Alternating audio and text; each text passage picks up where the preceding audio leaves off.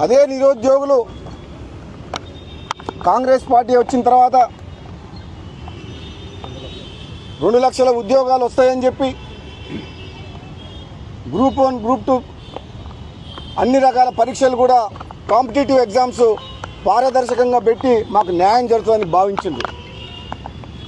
కాంగ్రెస్ ప్రభుత్వం వచ్చిన తర్వాత అనుకున్న స్థాయిలో 2 లక్షల ఉద్యోగాలు ఇవ్వకపోయినా సరే 50,000 ఉద్యోగాలు ఇచ్చింది. కానీ ఈరోజు మిగతా దాదాపు 30 లక్షల మంది నిరుద్యోగ యువత ఈ తెలంగాణ రాష్ట్రంలో మిగతా 150,000 కూడా ఉద్యోగాలు కూడా భర్తీ చేయాలని డిమాండ్ చేస్తున్నారు.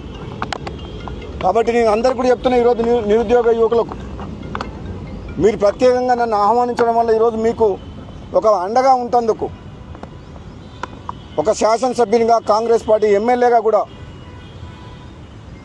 మీకు హామీ ఇస్తందుకు మీరు అధైర్యపడొద్దు.